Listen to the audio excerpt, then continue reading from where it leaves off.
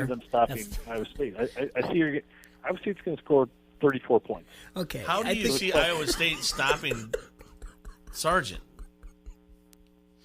Sargent first of is all, going to run all over you. First of all, Sargent's no Watley. This guy is. It was Wadley, by the way, not Watley. All right, Wadley. But then what about the receiving core? The receiving core, Stanley's been peppering it all over. Which one are you going to try to shut down? First of all, I apologize for my Minnesota accent. Second of all, you're from Iowa, dude. We're going to shut down the Iowa running game. What are you going to do about Espinosa when he's sacking your little birdie or Purdy, whatever his name is? Again, if you can mispronounce it, I'm going to do it. I see that he's on pace to have 6 solo tackles this year and 6 sacks. That's very underwhelming to me. A lot of hype around that guy, but not a lot of proof of the pudding so far this year. I like the ability for Iowa State to put a lot of pressure on them on the offensive end. They're going to throw the ball downfield to your banged-up secondary, and you're going to have a quarterback that is going to have the governor off. He's going to be able to run the ball. Too much pressure from the end from your guy, AJ. It's going to lead Purdy to run the ball and get 75 yards. That's where I'm setting the over/under. No, you're wild. Well, what about your lack of running game and receiving core? What are you going to do with that? He's throwing the ball to who? The running game's a little bit suspect. I'll give you that. It's kind of by committee. We got Lang. We got that true freshman Hall. You'd be better with Foster in the backfield. They average 4.3 a carry. We can't forget that. Against you and I. Okay. Against you and I. Okay. And they still almost lost. In a very vanilla conservative play calling game. So yeah, that makes sense. Why call it vanilla conservative so you almost lose to a D1 school? You're right. That game was by design. What? We didn't want to show all of our cards. I'm not saying that you didn't show any cards. I'm not saying Campbell designed that fumble at the end of the game, but I'm not saying he didn't either. I think they wanted the fumble at the end of the game was designed on Iowa moving into the People are driving on the road right now. You've missed your calling, sir. You should have been a comedian. People are driving. I'm telling you right now, you're a very funny man. Design. Listen, very funny man. If they announce who's going to be the game day picker, do you have a pick? Do you have a guess? You know what? And I've told you this off air, Jay. Yeah. I really only think there's one person that they can put there that has to be Dan Gable. But I agree. I'm getting the sense that you're going to get either Seneca Wallace or Dan McCartney. I feel like that's the path they're going down. Yeah. Can I talk about the receivers though? Sure, go ahead. Sorry. Just for a few more minutes. I was a little bit offended by T-Roy's. Who are we going to throw the ball to? Trent, I know who you're throwing the ball to. Trent Burns. We got 2 4-year starters that are going to be catching the ball. And then there's no Hakeem Butler, I'll give you that. But no, because no one even knows their names. Jones? What's that? No one even knows their names. That's why. Let me educate you, because apparently as a talk show, you're not doing a good enough job educating. No, I just talk about people Jones, that are good. 4-year starter, Iowa State. And the SEC transfer, Pat White, caught 2 touchdowns last week. No, he didn't play last week. Somebody that Iowa better be very concerned about. Okay. Yeah. All right. Well, I think the quarterback. You said like the Iowa's quarterback was going to have trouble. I mean, he had his coming out party against Iowa State 2 years ago, and he hasn't lost starting job since. Yeah, and his career reminds me a lot of Matt Sherman's career. Started out kind of hot, and he hasn't met anyone's potential, right? I mean, are you guys excited with the way Stanley has played over the last season and a half? He's on the verge of breaking Chuck Long's records. Yeah, and you're saying this guy hasn't met because he played for a long time. All right, I'm asking: Are you comparing Stanley to Chuck Long? Stats wise. Yeah. He wins a Rose Bowl, then absolutely I am. Yeah, then yeah. The only difference is Nate Stanley's never been in studio with us. Yeah. There you go. And Nate wasn't my childhood hero. So don't you Put chuck lung in your mouth. You dirty been red. A little bit underwhelming. Cyclone. You're a cyclone and a bird. Pick one. All right. Says the guy wearing cyclone colors. No, I'm not. No, those aren't. All right, Scott. Give me a prediction for the game, and give me a score prediction for the game. 34-24. Iowa State wins relatively handily. Oh, you're on such crack. You're out of your mind. Hey, that's all right. Okay, but that's I'm fair. Sorry, what are you guys hearing? And please, somebody explain to me on that end of the phone why Iowa State won't win this game. Because they don't have the talent. Their offensive line is not that good. They don't have a running their game. offensive line is really good. A little banged up, but I would say it has a very good offensive line. Their defense isn't that good. Did you see what you and I did against them? You already mentioned their kicking game, so special teams. Thank you for bringing that up. Yeah. Jay. You and I scored 2 touchdowns on plays that were horrible calls. Neither one of those should have been touchdowns. Neither one of them should have been touchdowns. If they would have ruled correctly on the field, neither one of them would have been touchdowns. Okay. Yeah. And one of the touchdowns was a defensive touchdown. You should have, as a at the time top 25 team, shouldn't even have to worry about 2 play calls against an FCS school. So, at the time, a top 25.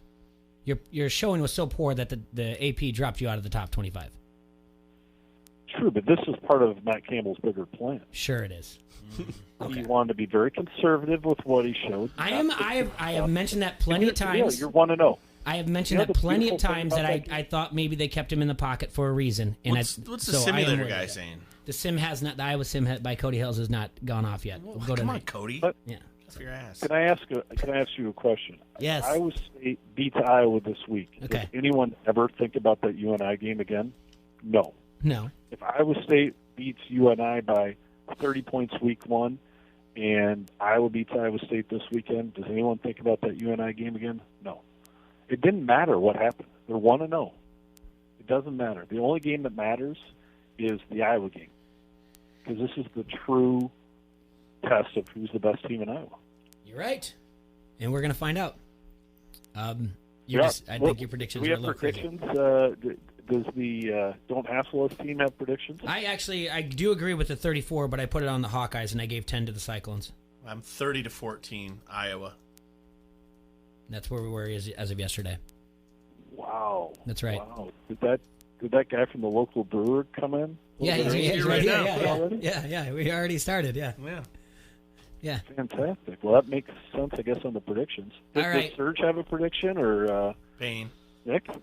There it is. Yeah, I mean, I think Iowa's going to win this game. I mean, I think it will be close. I think it'll be Iowa by 6, and we'll go 34-28. Okay. Yeah. I still think that's even a lot of points to score on Iowa's defense out of Iowa State still, but, in Ames, Lames Day. Yeah. Did you have to go to college there, too, Longhorn? No, he didn't. You guys are all completely underestimating Iowa State's defense. Yeah. Hey, Scott, I know you have CFO things to do and fire people, so we got to let you go. I'm going to miss you at the 25-year reunion. I'm sorry I can't be there. I bet you are.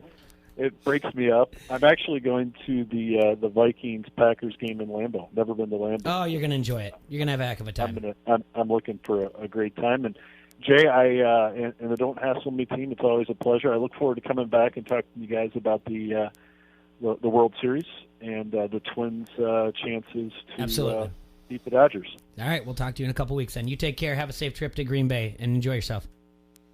Thanks, gentlemen. You guys have a great day. All right, bye. Thanks, Scott. All right, that was my buddy Scott Longwell, who's delusional. Yeah, but, he's on crack. That's all right. It's always fun to have him in. He's worth a laugh and everything. Oh, yeah. But let's recut. Let's bring back, make a U-turn. We got Adam in here from Front Street. Before we take a break, Adam, again, tell us what we have here that you gave us to sip on. So this is our witty comeback Belgian wit. We brewed this in collaboration with Great River Brewery. Part of the proceeds are going to help their flood recovery efforts too. So get down and drink some. It's for a good cause. Right on. Okay, Adam, thank you so much. Stick around if you want. We don't have Matt coming in until 12:30, so we can listen to the Bonkers Production disc track for Hate Week. Talk to him about his Colts. Yeah, we're talking about his Colts. We're going to do that after the break. Front Street Brewery, the oldest brew pub in the state of Iowa, is nestled beautifully along the bank of the mighty Mississippi, and it's served the fine community of Davenport since 1992. They have so many great beers, such as their Davenport Gold, the Wise Guy, the Raging River, and the oh-so-popular Cherry Bomb Blonde, just to name a few. Check out their Facebook page for all the drink specials, or visit the webpage, www.frontstreetbrew.com. Right now, the tap room is open in the Freight House complex, so make sure you get on down there and try some of that delicious beer from our friends at Front Street Brewery. You're listening to Don't Hassle Us. We're local. ESPN 1170 AM. Online sports betting is here with EliteSportsbook.com. If you are an active Rhythm City Casino Resort Club member, go to EliteSportsbook.com now and follow the prompts to start betting. Not a Resort Club member? Visit Rhythm City to join today. Bet with Elite Sportsbook at Rhythm City Casino Resort or online now. More ways to get in the game with EliteSportsbook.com and Rhythm City Casino Resort. Must be 21. Gambling a problem? Call 1-800-BETS-OFF. ESPN 1170 AM is the Quad Cities sports leader and your home of the local sports show. Don't hassle us. We're local. Listen for a chance to win everything from tickets to free food. Every time you win and pick up your prize at the ESPN 1170 AM Pepsi ticket window, we'll give you a free Pepsi for the road as well. It's like winning twice. Get more chances to win by downloading the ESPN 1170 AM app or by going to ESPN1170am.com. If you're running a business, how much should you invest in retaining your employees? First Midwest Bank has ideas. In today's tight labor market, keeping your employees is more important than ever. A First Midwest banker can help you determine what type of 401k plan to offer. At First Midwest Bank, they're not just bankers, but expert financial advisors. Talk to one today or visit wehaveideas.firstmidwest.com. Sheedy Family Chiropractic is your choice for chiropractic care in the Quad Cities. Chronic problems, joint pain, or recent injury, don't let pain slow you down. Sheedy Family Chiropractic in Davenport can help decrease your pain and improve range of motion, keeping your busy life moving. Same-day appointments available most days for new patients and $20 sports physicals. Call today or visit sheedychiro.com. That's SHEEDY Chiro.com. Sheedy Family Chiropractic, getting you back to work, play, and life. Today on the adventures of Super Louie, our hero and his trusty sidekick Thor find themselves battling the vile villain Father Time at Arrowhead Ranch. You will never collect enough cars by October 11th to help at-risk youth in the area.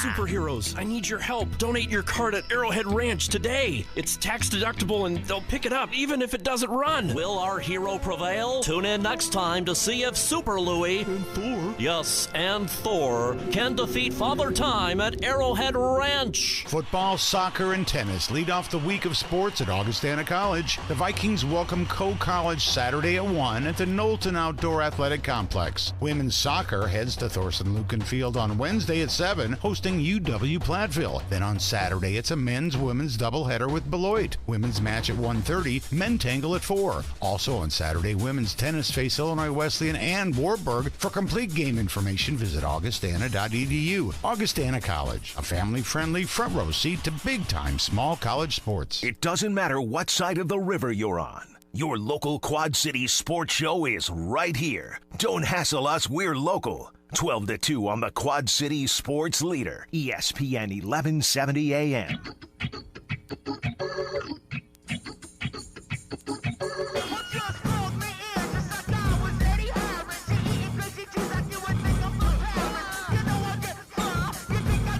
Everybody, we're back here in the Hassle Castle, brought to you by Done Right Satellite and Dish. And I'm talking over you. That's right. Done right. Don't hassle us. We're local. Sky's the limit. Well, since we have had our friend call in and talk about Iowa State, we're going to listen to a new track that just got dropped by Bonkers Production. Well, don't nobody talk when this is on, all right? Everybody shut up. Just be calm. Shh. All right. Are you ready now? Yep. Well, we're not going to do it just yet, obviously. I can't hear squad, Jay. Yeah, because we're talking over it. That's why. Damn it. All right, you ready? Yep. The guys from Bonkers Production in Iowa State, they made a Hate Week rap video. video. I really hope you have something up your sleeves for this week. If not, we completely understand. You guys are seniors in college and you guys have a lot of things going on. Hey, turn up the auto-tune. College game day, baby. Never mind. Dr. Steve Korn. Welcome to your Super Bowl. I hate to be the troll, but it just won't work with Captain Kirk at the head of your control. Hawkeye's got no grip. White Claw's all they sip. Yeah. The Hawks should just stay home this week because a loss ain't worth the trip. Game day, yeah, check twice. Lee Corso, one thing twice. Ask me who I hate the most, and I'll say you or I. This year we are good. This year you are bad. We'll take the Cy-Hawk trophy, and back home the Hawks will bounty. Josh Bach, welcome to Ames. Really glad you came. It's time for the Hawks to be put to shame, yo. Last year we won with the hate week diss track. This year the Hawkeyes too afraid to make a comeback. It's the hate week diss track, part 2. Skilly pop pop pop. Biggity boop boop bow. Bonk production. Hey, is it Games Day? It's Ames Day. Oh yeah. College game day? More like college Ames Day. All right.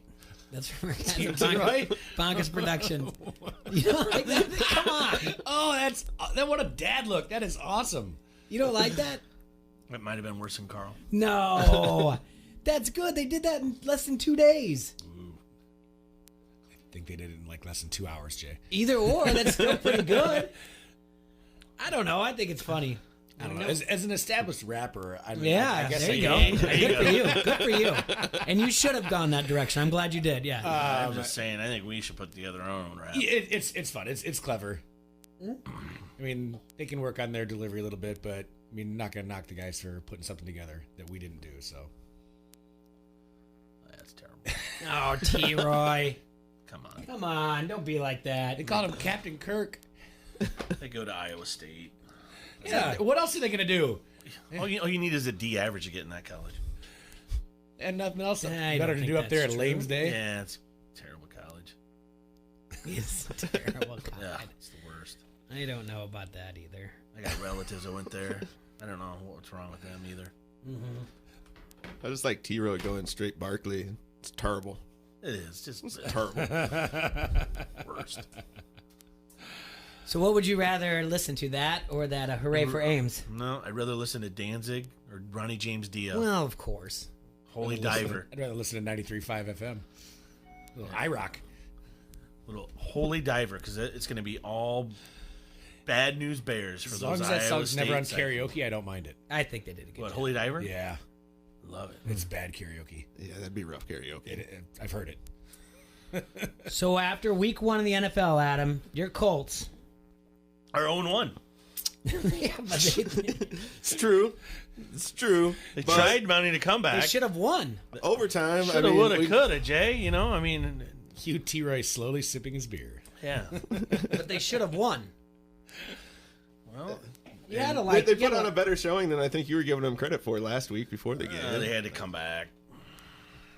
Shoulda, coulda, woulda. I mean, they didn't look good as the Cowboys. Missed extra points. 2 extra points in a field goal, or just 1? I know for sure. You know what they should have done? Should have signed a better kicker. He's gonna be in the. He's a Hall of Famer. Who is? Vinatieri. He's old and busted apparently. Just saying. Yeah, Robbie Gold had a bad year too. Yeah, maybe he misses a chip shot, but when it's a 50-yarder with the game on the line. I didn't say to cut that guy. I did not either. Okay, I'm not talking about the Bears kicking issues. I'm talking about Colts. We're good now, man. I wish you would have said like old and busted, beard is gray and frosted. I wish you started spitting rhymes like our friends at Bonkers. Pinheiro hasn't missed a field goal yet this year. I'm not going to throw rhymes out that just suck like them. I'm going to take my time, get things together. Between them and Carl. You go spend some time in the beat lab. If I'm going to write lay down something, some tracks. listen, everybody knows that I'm an accomplished songwriter. Yes, that's true too. So if I'm You've going to got throw an something accomplished rapper and a songwriter, these are true. Me and Serge together are like Elton John and that one dude. I just watched that last night. Wait, which one's who? Well, you're Elton. It's okay. You're that one dude. You're rich. I'll be out. That's fine. You can wear all the fancy clothes. I just sit in the back and write the song. I want that Donald Duck costume. It was an interesting movie. Did you watch it? Not yet. It's a little bit musical, but it's I mean, if you like Elton John, it's good. I like his music, so. Oh yeah, absolutely. And like the thing was I couldn't quite figure out what the hell was going on. Like he was in this devil's costume, like in this rehab thing, and I didn't know if that was real or not. Did he wear the devil's costume into rehab? I couldn't figure that part out. Like, and there were some parts where I knew it was musical parts, and then there's other parts, you know, that were you could tell were real. But it was a great movie. I don't know if it's gonna win anything, but yeah, you and me. All right, let's do it, man. I'm in. All we gotta do is we just gotta start traveling around playing in other bands first.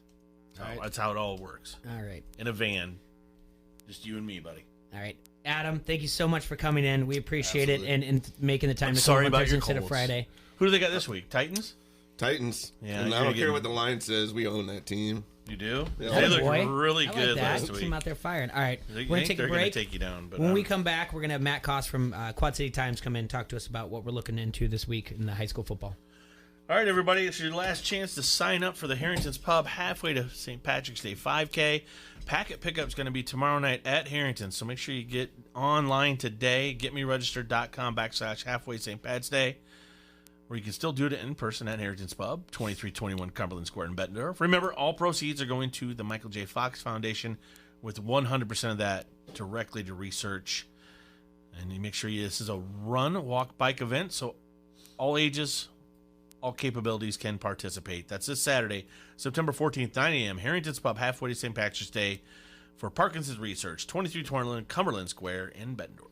This is UFC Hall of Famer Pat Miletich. You're listening to Don't Hassle Us. We're local. ESPN 1170 AM. The best dollar-for-dollar pre-owned value in the Quad Cities. It's yours at the McGrath Used Car Superstore of Davenport. On the phone, Gavin McGrath. You've heard football teams called a powerhouse. That's the McGrath Used Car Superstore. Unbeatable value. Take it away, Coach. You start with selection and savings. Over 2,500 quality pre-owned vehicles. Payments from $167 a month. Shop the Quad Cities' best selection of certified used trucks from $10,988. The experts say it's the best used truck buy you can make. Great lineup, great value. Pre-owned Silverados, Sierras, Rams, F-150s. Certified used trucks from $10,988. The McGrath Used Car Superstore of Davenport makes it easy to trade. We trade for anything, regardless of mileage or age. And you're going to get top dollar. But no firearms or spouses, please. But what about someone who's fumbled their credit? All credit applications accepted. Nobody works harder than our credit team to help get you approved. Unbeatable. The McGrath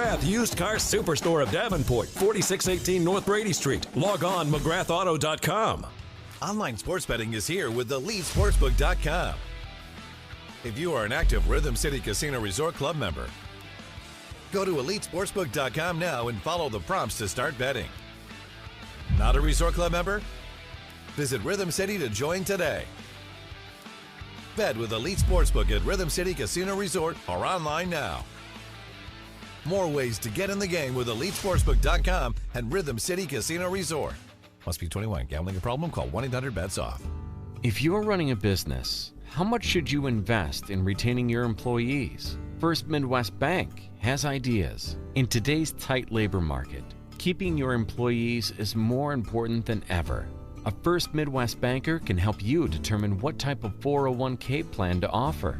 At First Midwest Bank, they're not just bankers, but expert financial advisors. Talk to one today or visit wehaveideas.firstmidwest.com. Football, soccer, and tennis lead off the week of sports at Augustana College. The Vikings welcome Co-College Saturday at 1 at the Knowlton Outdoor Athletic Complex. Women's soccer heads to Thorson Lucan Field on Wednesday at 7, hosting UW Platteville. Then on Saturday, it's a men's-women's doubleheader with Beloit. Women's match at 1:30, men tangle at 4. Also on Saturday, women's tennis face Illinois Wesleyan and Wartburg. For complete game information, visit augustana.edu. Augustana College, a family-friendly front row seat to big-time small college sports. Sheedy Family Chiropractic is your choice for chiropractic care in the Quad Cities. Chronic problems, joint pain, or recent injury, don't let pain slow you down. Sheedy Family Chiropractic in Davenport can help decrease your pain and improve range of motion, keeping your busy life moving. Same-day appointments available most days for new patients and $20 sports physicals. Call today or visit SheedyChiro.com. That's SheedyChiro.com. Sheedy Family Chiropractic, getting you back to work,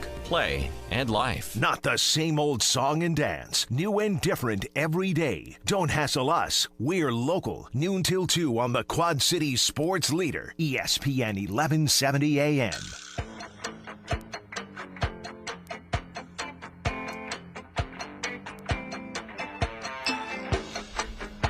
Finally, we're going to get some knowledge in this building. We are back here in the Hassle Castle.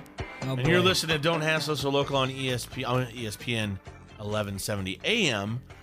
We have Matt Koss from the Quad City Times. No more bozos from out of town. No more stupid people singing songs. We got knowledge of our local sports teams. Thank you for being here, Matt. I'd use the word knowledge loosely there. But, well, before we get to that, because we want to talk to Matt about a little bit about the Cubs and the MLB, but let's look at some scores brought to you by Harrington's Pub. The Kansas City Royals beat the Chicago White Sox 8-6 last night. The Cardinals lost to the Rockies 2-1. The Brewers beat the Miami Marlins 7-5. The Cubs 4-0 against the Padres. Nationals beat the Twins 6-2. And 41 home runs were hit yesterday, bringing the Major League Baseball season total to 6,125. That means 2017 has been surpassed, and this is the most home runs in a single season in league history.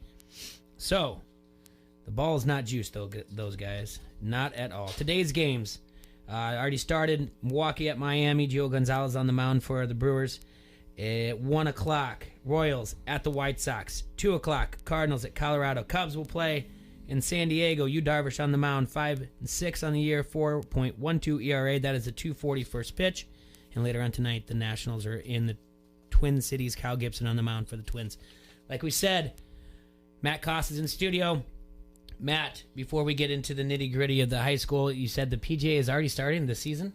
Yeah, Greenbrier Classic starts this week out in West Virginia. So they've gone to the kind of this wraparound season now on the PGA Tour where they start the next season in the fall, and then it goes through the Tour Championship, which will end next August. So you're finding a lot of guys are trying to build up points in the fall season, and then they kind of it gives them a chance to kind of rest at certain points during the actual calendar year next year. But not a great field this week, but you'll see some of the top guys play a couple of events here in the fall season, especially with this being a President's Cup year, and that's like in December. So you'll see some guys trying to get into form as we get into October and November.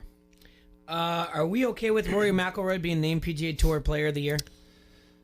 Well, if you don't want to put a premium on majors, I guess, yeah. I couldn't believe it. Koepka top 6, 7, I believe, in all 4 majors. I know definitely top 10 in all 4 majors. Won a major PGA championship. He won a World Golf Championship, I want to say, too. I could be wrong on that. But, yeah, I would have thought his body of work.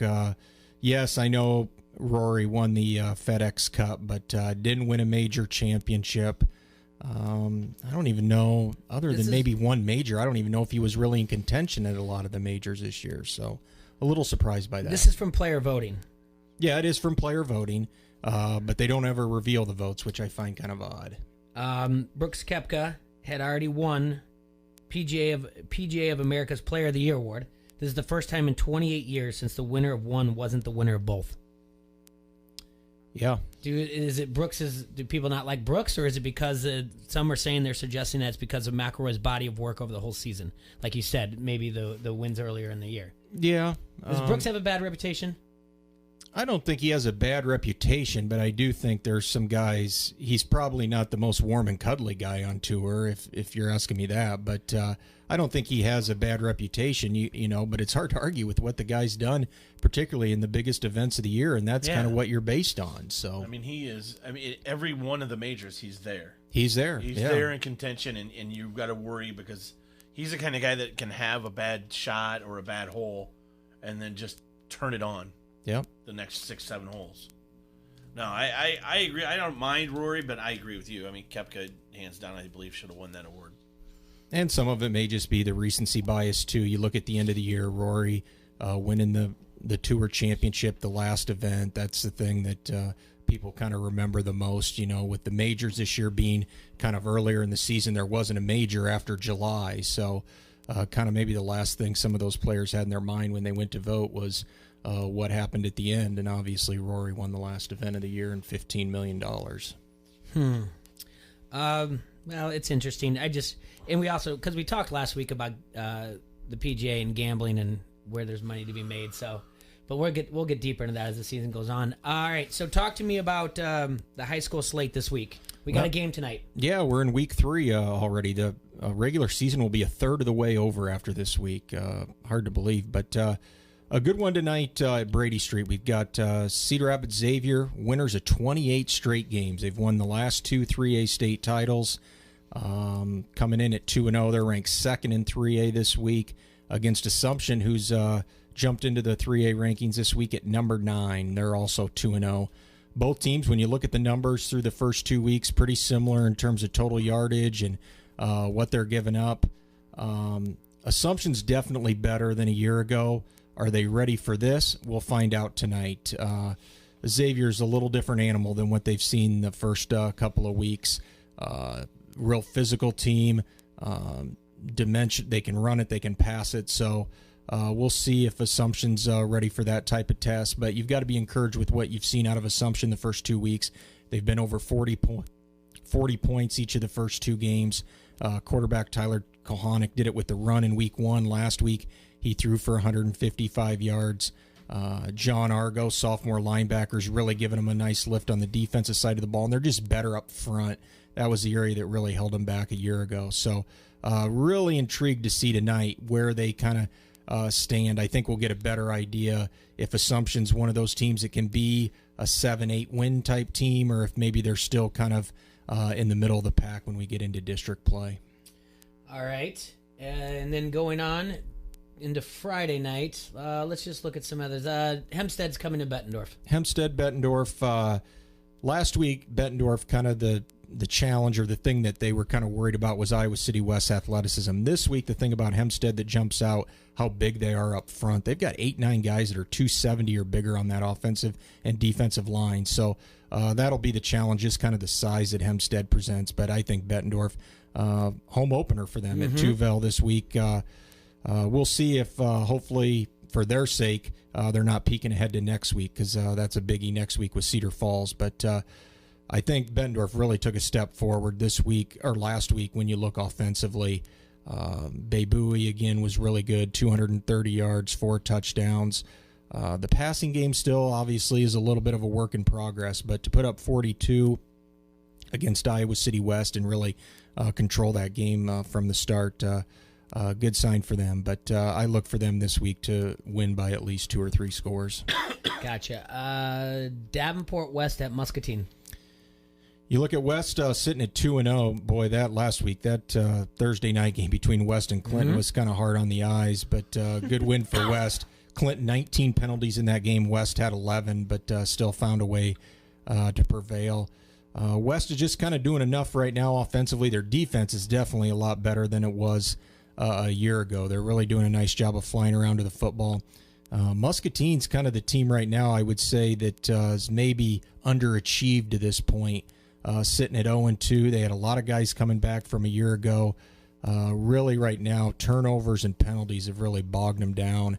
Only scored 6 points a week ago on the road at Cedar Rapids Jefferson. But we'll see. This is a chance, I think, for Muscatine to kind of maybe get back on track. Tim Nimley, their running back, he's been really good. That's been the one bright spot for Muscatine. He's been over 100 yards each of the first 2 weeks. I think he had 210 last week. So I like Muscatine in this game by a score or 2. But, yeah, if West can go down there, compete, and possibly win this game, then it maybe changes your outlook on what you think West can accomplish this year. That would move them to 3-0, something they haven't done in the last 2 or 3 years here. Pleasant Valley at North Scott. Pleasant Valley, you look at it, yeah, they're 0-2, but you look at who they've played and how competitive they've been in those games. Bettendorf, they lost by a couple scores in week 1. Last week, they lose to number 10 Prairie, 13-7, but they fumbled the ball 3 times, including once inside the Prairie 10 in the last 2 minutes, with a chance to tie or eventually win or possibly win that game. So I think Pleasant Valley's not far off. Obviously, offensively, they've got to get a little bit better just in terms of finishing drives. It's not going to cut it, scoring 6 and 7 points. That's what they've done here the first 2 weeks, and they're playing a North Scott team that's really done a nice job defensively here the first couple of weeks. They held Iowa City West to 7 in week 1. Last week, they were really in control against Davenport Central before they allowed a couple late scores. But North Scott, you look at them the first 2 weeks here, they're about 75% run, 25% pass. That ratio's a little bit more run-heavy than maybe it's been the past few years when they had Niall McLaughlin as their quarterback. But we'll see if that changes or if that's kind of what this team's going to lean on moving forward. But they're kind of a similar situation to Bettendorf. They got a really big one next week at Western Dubuque, who's ranked number 1 this week in 3A. So, and this is a big rivalry game. You look at PV North Scott. North Scott's won 5 of the last 6 meetings, but all of them have been decided by less than 10 points. So you're going to get a close game, I think, Friday night. PV's good enough to go over there and win that game if they can finish some drives better than they have the first 2 weeks. All right, big one in Davenport. Central at North. Central at North. Central got the nice win in week 1 down at Muscatine, and then last week really ran into some trouble against North Scott. You look at North, they've been at Dubuque the first 2 weeks. They split that road trip, beating Hempstead and then losing last week to Senior. Both programs have kind of been in a similar situation in that 4 or 5 win, area the last year or two. But really, North struggled against Central the last few years. You look even last year when North started out 5-1, the one loss was to Central, and it wasn't even a competitive game. It was 42-15. A couple meetings before that, Central won pretty decisively. So we'll see if North can flip the script. Really nice passing game they've got with Jack West as their quarterback. Sheedy's one of the better receivers in our area. And then Central, they're kind of sorting themselves out still at quarterback. Sam Strang, he's one of the better players in the area on the defensive side of the ball. Brian Mitchell, a junior, had a nice game in the backfield for him a week ago, 130 yards. So this game, I think, will tell us a lot before we get into district play with these two teams. Is one of these two teams, could they possibly compete for a playoff spot, or are they going to be kind of middle of the road? So that's what I'm kind of looking forward to this week. Is there anything else I'm missing on the Iowa side? Clinton goes down to Burlington. Yeah, okay. First time those two teams, or actually the first time trip. Yeah, first time Clinton's actually gone down to Burlington since they disbanded conference play after the 2013 season. So yeah, long trip. Clinton needs to kind of get some things sorted out offensively. Didn't score in week 1. Last week they only scored against West in the final minute. They've only gotten the ball past midfield a couple of times here in the first 2 weeks. So really young team. I think with them, you're just kind of looking for growth each week. Obviously, the penalties got to get shored up. 19 of them last week. A lot of them were just false starts and timing things up front. So a winnable game. Burlington's lost their first 2 and given up a lot of points and yards the first 2 weeks. All right, take me to the Illinois side. What are we looking at? Well, we've got the oldest rivalry in the state of Illinois going on this week. 118th meeting between Moline and Rock Island. Moline got the win in week 1, but then last week went to Lyle Bennett, kind of a measuring stick game for them. Competitive game, but ended up losing that game 28-19. Rock Island, on the other hand, after not playing very well week 1 and a lot of self-inflicted mistakes, came back in week 2, got Davian Wilson, their running back. He had 4 touchdowns, beat a state-ranked Metamora team 35-14. That was probably the most impressive performance of week 2 from an area team. So we'll see if they can build on that going into the Big 6 opener. Moline, I think, just has a little bit too much up front in this game. Last year it was kind of a high-scoring affair. I think 45-26, something in that neighborhood. So we'll see if Rock Island, they're still trying to sort some things out at quarterback. They're playing 2 guys, Devin Swift, Eli Reese, kind of rotating those guys. But they're going to really kind of lean on Davian Wilson. He's the guy that kind of makes that offense go for Rock Island. He had 170 yards a week ago on the ground. So, but I think Moline, you look at last year when they lost to Lyle Bennett in week 2, they came back with 9 straight wins. So a team that's in a familiar spot to where they were a year ago. I look for Moline on their homecoming game this week to get the win. UT really impressive last week. They went to East Peoria, got the first win of the Nick Welsh era, beat East Peoria 40-14. Play Quincy this week at the Soul Bowl, their home opener. Little different test, obviously, with Quincy, but this isn't the same Quincy team that we've seen the last couple of years that had Jarrell Brock in that backfield. Last year they were running up, 350 yards a game on the ground. This year they've really kind of struggled to get the ground game going here, Quincy, the first couple of weeks. So I think it's a game that UT can maybe keep close, and who knows? We'll see how much momentum they gain from last week and how much they can build on that. But I think Nick Welsh long-term, good hire for UT. Guy brings a lot of energy. He's young. He can relate to the kids, and you've already seen some improvement out of that group from where they were at the end of last year. What's Allman looking at this week? Allman on the road for the 3rd straight week. They opened at Assumption, got it taken to them, and then last week they went down to Quincy Notre Dame in a game. I believe they were up 17-7 and let slip away 21-17. Really difficult test this week, going up to Sterling, the 3rd-ranked team in Class 5A.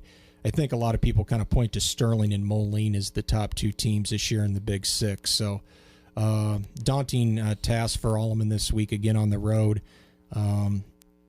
Offensively, they've just got to kind of get some things sorted out. Nate Sheets is kind of the go-to guy for him in the backfield. The quarterback play's kind of been sporadic here the last couple of weeks, so they've got to get that shored up moving forward. But, and then they got Moline next week. So Allman really didn't get any favors with the schedule here to start the year, especially with the team that graduated a lot of talented seniors from a year ago. Geneseo, their Big Six debut will come at Galesburg this week. Geneseo's off to a 2-0 start. They've played 2 Chicago Public League teams the first 2 weeks and won both games pretty handily. They face a Galesburg team who's coming off a shutout win over Centralia last week. Geneseo, kind of what you're going to get with them is that run game. The fullback has really done a nice job for them the first 2 weeks. They're playing pretty good defensively. I think it's a game that Geneseo can win to get started on the right foot here in Big Six play. All right, so this is week 3 of the high school football. And Matt, where are you going to be this weekend? This Friday? I'll be over at Brady Street tonight for Assumption Xavier, and then tomorrow night I'll be out in Eldridge for Pleasant Valley and North Scott. I haven't had a chance to see North Scott play this year, so intrigued to see that matchup. A lot of close games that we've mentioned in that series over the last few years. So, all right, I got to ask, what's going on with the Cubbies? There's just not a whole lot of life there. I've watched the last couple of nights, and holy cow, last night, offensively, it's been a feast or famine thing for a lot of the year. Some of the injuries they've had, no Baez, obviously that's a killer for them. The starting pitching's been kind of inconsistent. The bullpen hasn't been good. I don't know. I don't like the vibe I'm seeing with that team right now heading down the home stretch.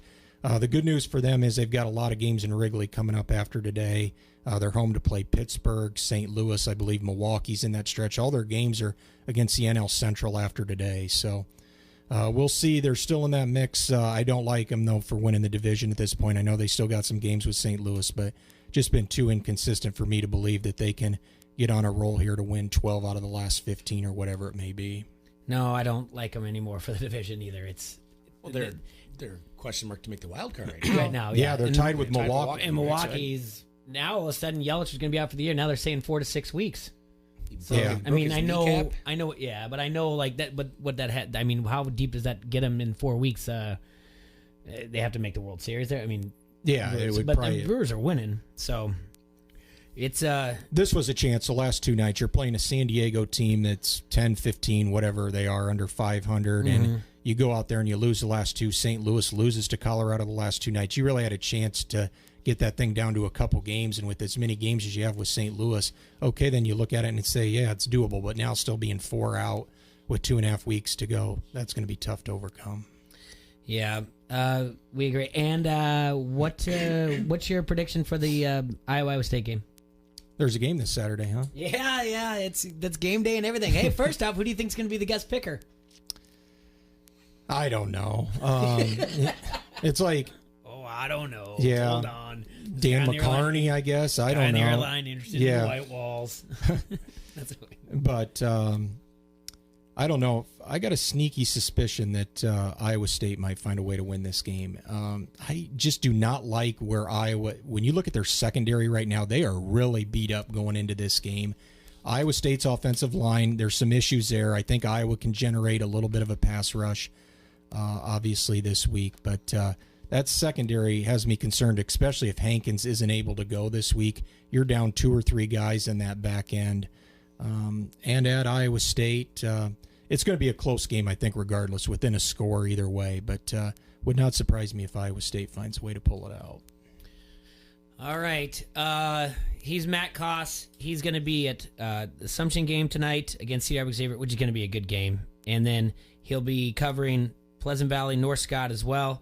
Make sure to follow him on Twitter.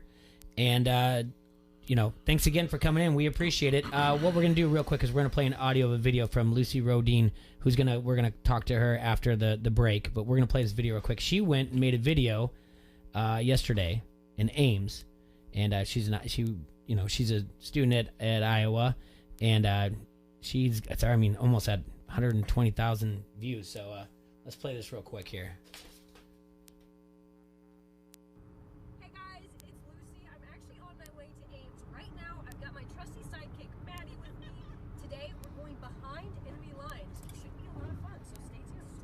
Lucy, are you nervous? No.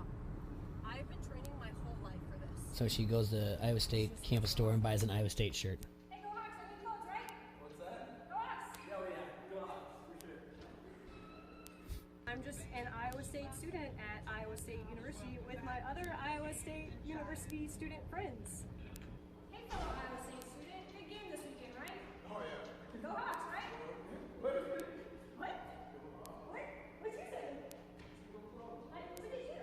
What did you hear me say? What? Big Cyclone fan over here? Definitely. So, obviously, we know this season, Nate Stanley's just been balling out for us. You think he's going to have a good game against Iowa? There's no way he won't. AJ Epinesa, the heart and soul of your defense. How do you think he's going to do this weekend? Well, I think he's going to really crush them. AJ Epinesa anchoring that defensive line. You think he's going to get after Iowa's quarterback this weekend? I'd hope so. It'd be nice to see. AJ Epinesa, what do you think he's going to do to that Iowa offensive line? Probably going to do better than the Hawkeyes. You know what? I would say that AJ Epinesa is going to do better than the Hawkeyes. You and I know this. At Iowa State, we just love Ricky Stanzi. How much does he mean to this program? Too much. Everyone here just knows the legend of Ricky Stanzi. So she's on campus at Iowa State. Love Yeah. him? Everybody loves him, man. Even I know him, and I don't watch the sport that much. That's how much of a legend he is. We just love Ricky Stanzi. Love it or leave it. Think I'd make a good guest picker? I think you would make a great guest picker. I think they're really missing out if they don't pick you. Exactly. College game day, I hope you're watching this. I would make a great guest picker. What's your message to those lame old Iowa fans? That they need to go home or stay there already. Stay in Iowa. Fair enough. Let's go back to Iowa City. All right. Wow. So that's Lucy went up to Ames, and basically did like the man on the street type of thing. Yeah. And she did a great job going behind enemy lines, and we're gonna give her a phone call after this break. Again, thanks, Matt. We appreciate your time, buddy. All right, thanks, guys. Oscar's Pub is proud to bring to you Beer Fest Saturday, October 12th, an all-day event to celebrate beer and fun. They're going to have beer pong, flippy cup contest, a Vans bread nugget eating competition, and that night they top it off with live music starting at 4:30 with The Bettermen, and then at 7:30 straight out of Milwaukee, Wisconsin. Performing for the first time in the Quad Cities, Pat McCurdy, bringing the most high-energy act in the country and playing his standout hit, Sex and Beer. Tickets for the event are on sale now through the Oscar's Pub Facebook page for $5, or they're going to be $10 day of. That's Beer Fest, Saturday, October 12th at Oscar's Pub, featuring Pat McCurdy. This is WQAD's Matt Randazzo, and you're listening to Don't Hassle Us, We're Local on ESPN 93.5. Online sports betting is here with EliteSportsbook.com. If you are an active Rhythm City Casino Resort Club member, go to EliteSportsbook.com now and follow the prompts to start betting. Not a Resort Club member? Visit Rhythm City to join today. Bet with Elite Sportsbook at Rhythm City Casino Resort or online now. More ways to get in the game with EliteSportsbook.com and Rhythm City Casino Resort. Must be 21. Gambling problem? Call 1-800-BETS-OFF. In business, is it better to build your way to growth or buy your way? First Midwest Bank has ideas. It's a critical decision and different for every company. A First Midwest commercial banker can help you weigh your options, because at First Midwest, they're not just bankers, but expert financial advisors. Talk to one today or visit wehaveideas.firstmidwest.com. M&A momentum, strategic momentum, business momentum. First Midwest Bank. ESPN 1170 AM is the Quad Cities sports leader and your home of the local sports show. Don't hassle us, we're local. Listen for a chance to win everything from tickets to free food. Every time you win and pick up your prize at the ESPN 1170 AM Pepsi ticket window, we'll give you a free Pepsi for the road as well. It's like winning twice. Get more chances to win by downloading the ESPN 1170 AM app or by going to ESPN1170am.com. Sheedy Family Chiropractic is your choice for chiropractic care in the Quad Cities. Chronic problems, joint pain, or recent injury. Don't let pain slow you down. Sheedy Family Chiropractic in Davenport can help decrease your pain and improve range of motion, keeping your busy life moving. Same-day appointments available most days for new patients and $20 sports physicals. Call today or visit SheedyChiro.com. That's SHEEDY Chiro.com. Sheedy Family Chiropractic, getting you back to work, play, and life. Score a touchdown on your next new or used purchase at Sexton Ford. With a huge selection of new Ford cars and trucks, you'll feel like you've entered the big game each and every time. You'll be treated like a pro player from sales to service, auto body to parts. Sexton also has a strong bench of mildly used vehicles too. Why wait? The game's on at Sexton Ford in Moline. Oh yeah, Sexton Ford is the talk of the town. The best dollar-for-dollar pre-owned value in the Quad Cities. It's yours at the McGrath Used Car Superstore of Davenport. On the phone, Gavin McGrath. You've heard football teams called a powerhouse. That's the McGrath Used Car Superstore. Unbeatable value. Take it away, Coach. You start with selection and savings. Over 2,500 quality pre-owned vehicles. Payments from $167 a month. Shop the Quad Cities' best selection of certified used trucks from $10,988. The experts say it's the best used truck buy you can make. Great lineup, great value. Pre-owned Silverados, Sierras, Rams, F-150s. Certified used trucks from $10,988. The McGrath Used Car Superstore of Davenport makes it easy to trade. We trade for anything, regardless of mileage or age, and you're going to get top dollar, but no firearms or spouses, please. But what about someone who's fumbled their credit? All credit applications accepted. Nobody works harder than our credit team to help get you approved. Unbeatable. The McGrath Used Car Superstore of Davenport, 4618 North Brady Street. Log on McGrathAuto.com. From the Sheedy Family Chiropractic Studios, this is the Quad Cities sports leader, ESPN 1170 AM, KPOB, Davenport.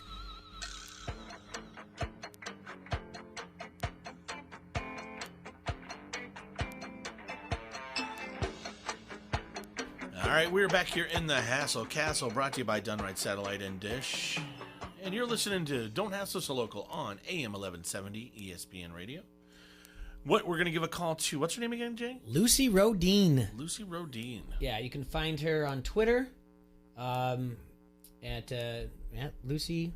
Let's see here. Sorry about that. Find her on Twitter at Lucy Rodine TV. All one word. LucyRohden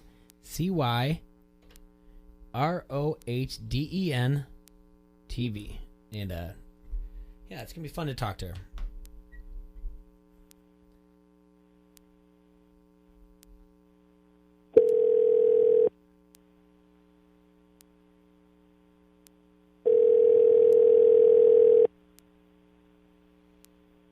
Unless we get Metcalfed.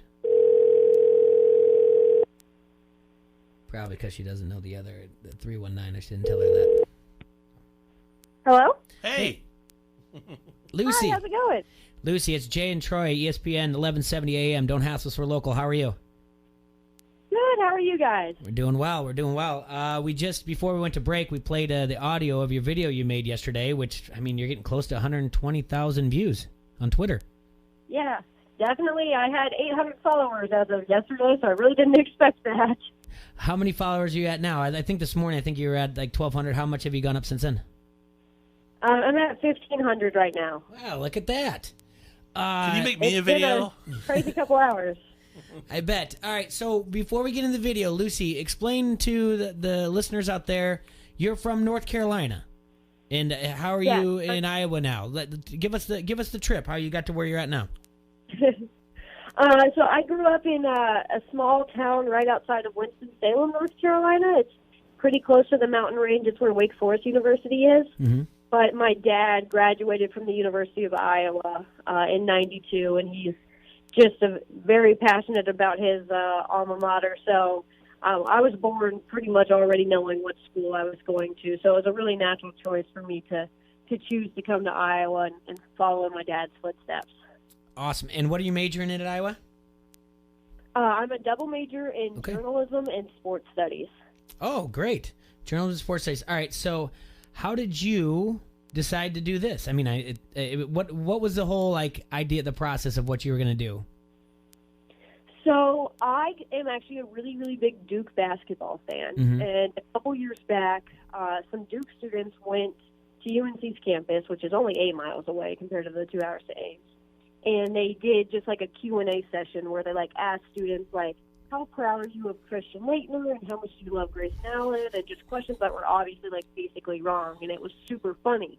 And so I remember seeing that. I was like, oh, that is super funny and cool. And then this week, obviously, it's state week, and my kind of thing I like to do is sports comedy. So I was just kind of thinking, man, I have Wednesday, my afternoon's completely free. I might as well just road trip to Ames and try to do it a little more blog style than they did, a little more interactive. Mm-hmm. So I just kind of decided. I was like, all right, can anybody come with me? And I had a great reporter. Her name is Maddie. She tagged along, and we just decided, let's go to Ames.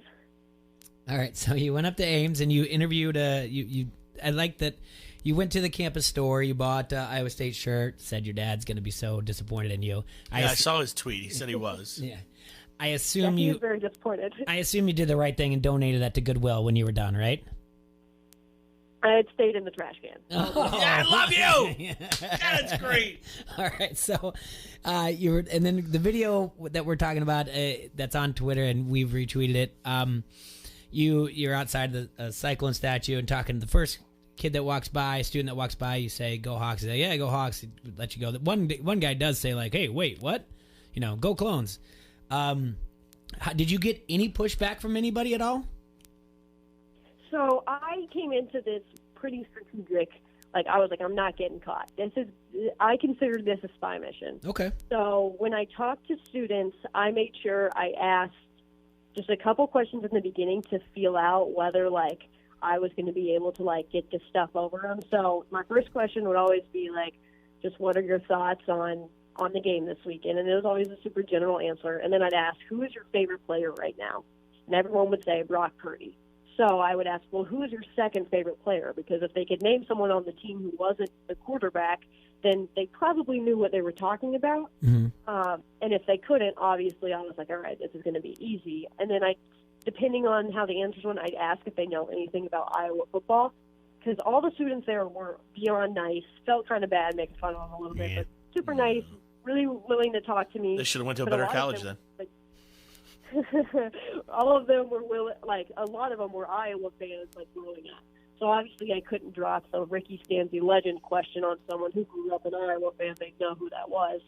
So I asked just those couple basic questions to begin with, and then would sort of feel it out on if I could get it past them or not. And for most of the students, it was actually pretty easy. Really? So you didn't... Go on. They don't know their football very well. I like the kid who straight out said, yeah, I know him well. Yeah, I know him well. He's a great dude. Yeah, and I don't even follow sports. And I don't even follow sports. But I know him. I'm like, Ricky Stanzi, yeah. Boy. So it's all about how you phrase the question. How long did the whole thing take when you were on campus, and then when you came back, you just produced it and put it together and threw it out last night, right? Yeah, so I had class yesterday morning, so I just left straight from class. It took us 2 hours to get to Ames, so we were probably on campus for maybe an hour and a half to 2 hours, and they got back to Iowa City at about 5. And so it took me, I had a pretty decent idea of how I wanted it to look, but it took me a while to edit because I knew I needed to make it so it could fit in just a tweet. So 2 minutes and 20 seconds, nothing longer. So there were a lot of good answers that I cut out and a lot of good questions I had to cut out, but I think it turned out pretty good. No, you did a great job. I mean, friend of the show, Hawkeye Elvis, made a comment. Friend of the show, Pat Anger, made a comment on it. So that's, I mean, you got eyes on it, and that's a good thing. The thing is, we really like the whole idea of what you did, and it really brings a lot more to the Cy-Hawk rivalry because, I mean, we can all sit here and tell each other what the score is going to be, and I think everyone's had it up to their ears about who and by the way, you do have a hashtag, Lucy for guest picker, right? Oh, yeah, I do. I'm trying to get on College Game Day. I think I'd be a great wild card choice. I hope you do. I want you. Yeah. I want you more than anybody that we suggested in the past. This is just great stuff. So we've, like I said, to stumble across this is great, and the fact that you gave us time to talk to us about this is fantastic. So what year are you at Iowa? I'm a senior. Okay, you're a senior. And then what goes after this? Do you go on your master's? Do you have internship? Where are you headed to? Oh, that is a great question. So for TV, the job application process doesn't start till pretty late because they want you to start working right away. Mm-hmm. So I have really no clue where I'm going right now. All I know is a dream job for me would to find a place where I can tell jokes about sports. Okay. So, I mean, maybe more like a Katie Nolan type of thing? Yeah, I would love to do something like that. Any way that I can make sports funny and lighthearted is something I'd really like to do. Is there anybody, do you follow anyone in particular, females that are in sports that are funny on social media? Do you follow? Because what I'm asking you is, we have a friend of the show, Jessica Kleinschmidt, and she's out in the West Coast. She's great on Twitter. And then we've also had Emily Hall, which... these are people that these young ladies are in sports and doing a great job. Is there anyone else that you follow on Instagram or Twitter that you really like you emulate? I mean, I loved all of Katie Nolan's stuff. Yeah. Mina Kimes is just amazing. Mhm. It was she's so knowledgeable and she does it in such a funny way. Julie Stewart Brinks, I think she's with CBS. She's super funny. I love the idea of making sports lighthearted and having some personality into it. So those are three people I really look up to. I mean, Chris Hassel's a human who I really admire too. So just anything that's lighthearted and funny about sports, but still informative at the same time is my alley. I think it's great, and I think you're doing a great job. Are you going back to Ames for the game, or is I am going back to Ames. Okay. I'm sure they're going to be really happy to see me. Yeah, are you going to wear a ball cap low or whatever else, try to keep disguised, or? Oh, absolutely not. I mean, I already went in there wearing an Iowa State shirt. It's time for me to finally be myself in Ames. All right. So what is your prediction for the game? What score? Oh, gosh. That's a good question right now. I'm going to say... Let's go 27-21. I'm going to go Iowa. 27-21 Iowa. Iowa will cover spread. Sports wagering is now legal in the state of Iowa. Have you placed a legal bet in the state of Iowa? I have not. I'm not much of a gambler, but I have a lot of friends who are super into it, so I feel like I could do well, but I'm also horribly afraid of losing all my money. There you go. I mean, keep that attitude. Yeah. That's a good way of looking at it. So, again, it's awesome what you did, and we'll continue to promote everything you're doing. We appreciate you calling in and giving us a few minutes of your time. Lucy, we'd love to reach out and talk to you again afterwards, and we want to follow everything you're doing in your career. Awesome. Thank you guys so much for having me. I really enjoyed talking with y'all. Absolutely. You have a great day, and go Hawks. Thanks. Go Hawks. All right, we're going to take a quick break. When we come back, we're going to be joined by Adam Rosso from Hawkeye Headquarters. We're going to talk to him about the Hawks, what he's got from press conference on Tuesday, what he thinks is going to happen, how his predictions are, and then we're going to do buy or sell, and we're going to look at some prop bets brought to you by William Hill down at the Isle of Capri in Bettendorf. All right, pizza lovers, we have exciting news. Van's Pizza is now in Bettendorf. That's right, Van's Pizza and More has just opened near the TBK Plex at the corners of Middle and Forest Grove Roads. And it's Thursday, Jay, so that means it's $12.99 for any large. $12.99 for any large pizzas, no half and half. Van's Pizza and More is a carry-out or call-in establishment. You have your pizza hot and ready within 10 minutes or have it delivered. So call Van's at 563-232-1396 and have that pizza hot and ready or delivered to your home. Delivery area is limited. That's Van's Pizza and More, 5023 Competition Drive in Bettendorf. Quad City Times, and you are listening to Don't Hassle Us, We're Local. ESPN 1170 AM. This is Markia. She was her son's biggest fan. Markia was hit and killed while riding her motorcycle in Madison County. She was 35. Motorcycle safety is the responsibility of the rider and all other motorists. So please, drive responsibly. It really is a matter of life or death.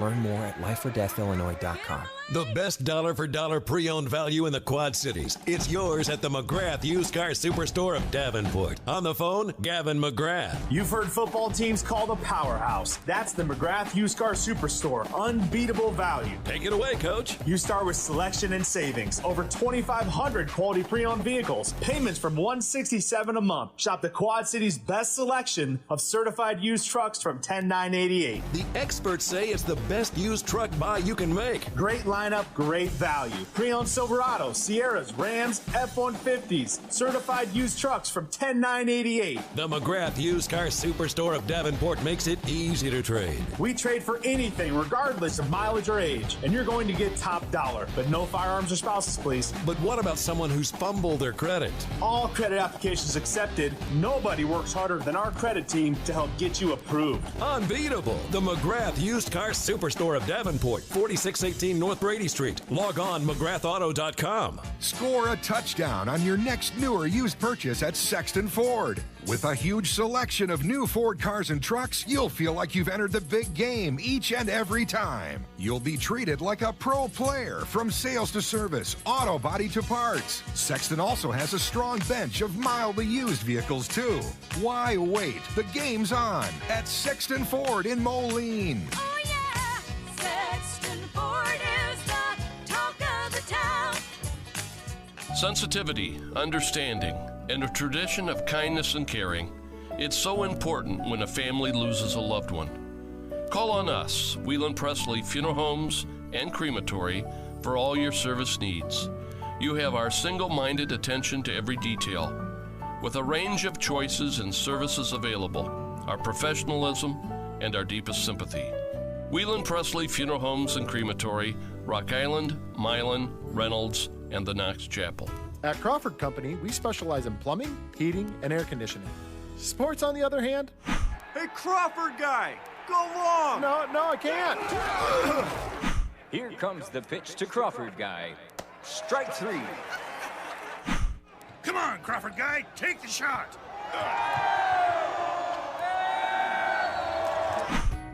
Sports may not be our specialty, but home comfort is. Crawford Company, plumbing and drain cleaning, heating and air conditioning. On your way to modern Woodman Park, take us with you. Download the ESPN 1170 app today and never miss a thing.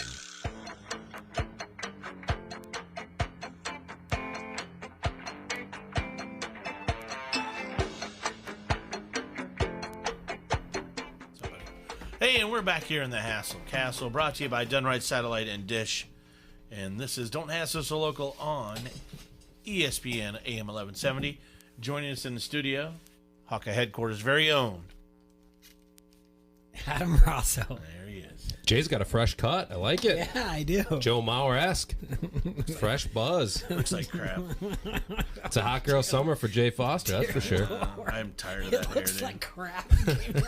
Did you have to come that hard? Yeah, I missed that mullet. Lord. Dude. You're going to cut that hair off without I did have consulting me? one. It's partly my show, too. I did run What into if I one. walked in here naked? Would that be cool for the show? I did run into one person in the parking lot, and bless her heart, Monica. She said, "I kind of like that rock star look of yours." I was like, "I don't think it was a rock star look at all." So I'm fine with it. It's much easier to get around. I don't see how it makes it easier. Well, low maintenance. Low maintenance How this are you time going to of be in year. a heavy metal band with that here? Low maintenance I don't want this to be time in of a. year. You guys, I tell you this every time. I get like bored and then I grow the hair out and it doesn't even look good. And why I was mess? going to buy you a Motley Crue T-shirt for Why Christmas. mess with a canvas this beautiful and start messing it up? Just stick to what works. You know, The picture can be perfect, Jay, but it always needs a frame. Keep it simple. No, that's a really good point, T-Roy. Did you just come up with that, or is that something that's passed on? That just popped right out of my little really, mouth. really good. That was Popped really right out good. of my mouth. Bingo. Keep you it can simple. Credit that one to T-Roy. There you Good go. job. That was really good. A picture might be perfect, but it always needs a frame. We still got 35 minutes of the show left. We should have ended on that. I think I'm going to that's leave. Speechless. I think Yeah. I'm done. I've contributed to society. That's it. Everybody, that is it. I've done. I said I want to do something great in my life. I gave you that same. Jeez, There we go. Rosso, it's always good to see you, my friend. Going into Cyhawk Week, real quick, on Saturday, I didn't get to see you on Saturday, the announcement, knowing that it's coming, what does it do to your day?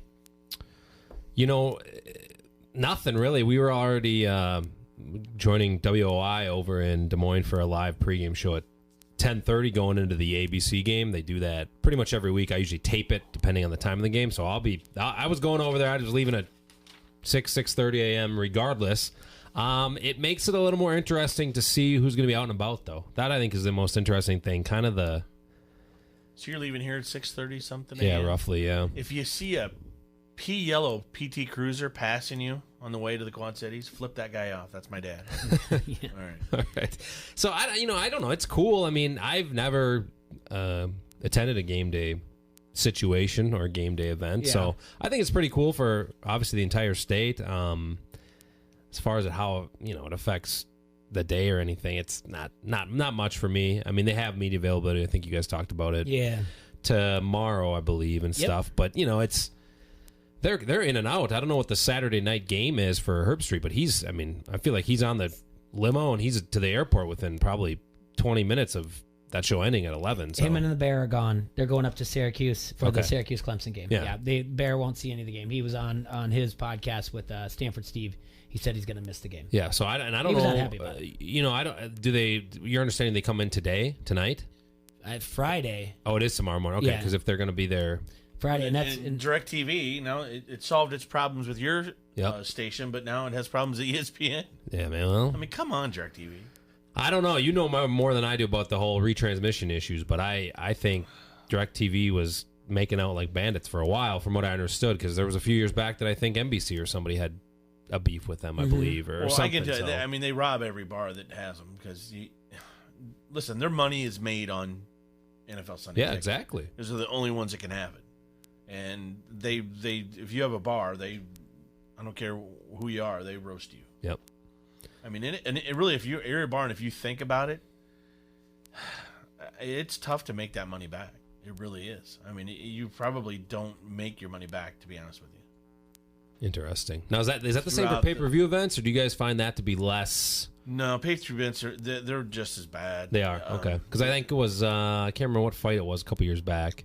Might have been Canelo and Triple G, and man, I was calling around and nobody, like, I think it was basically B-Dubs had it. That might have been it. And everybody was like, well, because they're charging so much and we have to get so much per head to get in the door, and we're not sure we're going to get that back. Yeah, I mean, we used to try to do it down at Starting Land back in the day with some of the fights, and then it just got to be too expensive. I mean, it was $1,000 each fight, and what we were running into was, okay, if it's a quick fight, then you're done. Especially the headline fight. If it's a quick fight, you are so screwed. Interesting. And it's like you can't keep people in there. When the fight's over, they just disappear. Now, we had huge crowd for the McGregor. Oh, it was a couple McGregor fights. I mean, it was some of the bigger ones before he fought the boxer fella. Floyd, yeah. But, I mean, we had people standing outside watching. Okay. Like, that's how packed it was. But it's just... And I get if that. If it wasn't McGregor, it wasn't worth it. I'm not as into UFC. I followed it with Lesnar with the Minnesota connection, and we went to a couple times in, I don't know if it was Minneapolis or St. Paul, and a couple of his fights were done. I mean, in 50 seconds, 40 seconds. And he lost to Frank Mir quick. He just bounced, and then we're like, what do we do? What do you do? That's the only one I care about. And then you're like, all right, well, you're right. And you're like, well, all right, I guess we'll go somewhere else. Like, if it's a weird, I can definitely see how that's a big variable. It's a gamble for the establishment that puts it on. At the very least, it's a gamble. I mean, and the odds are just terrible.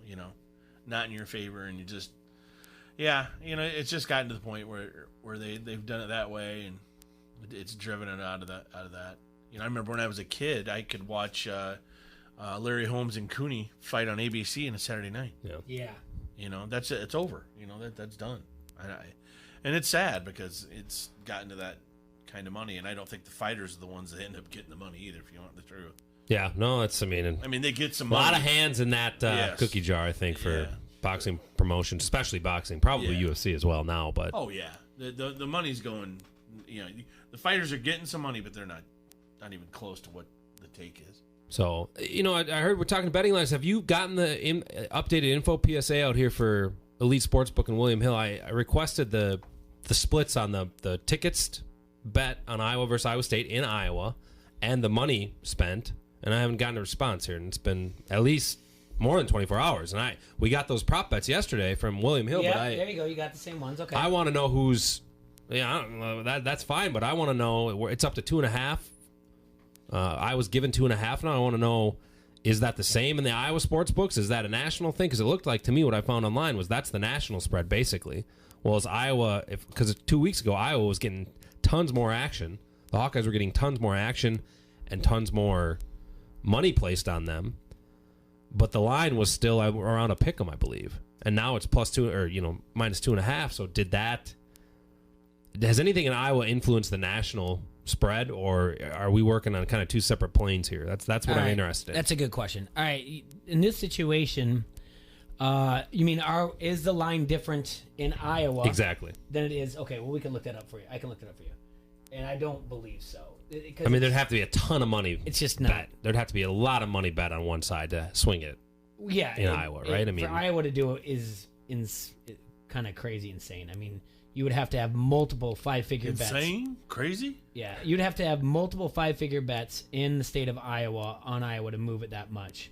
Lines like that move only because the sharps get in, and if the public comes that hard too. But let's see here. All right, now where do you? I've got scores and odds at -1.5. Okay. Okay. And we've got. Now I'm pulling up Elite right now.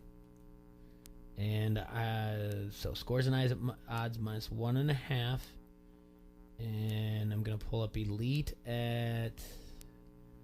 Let's see. Come on. -2.5.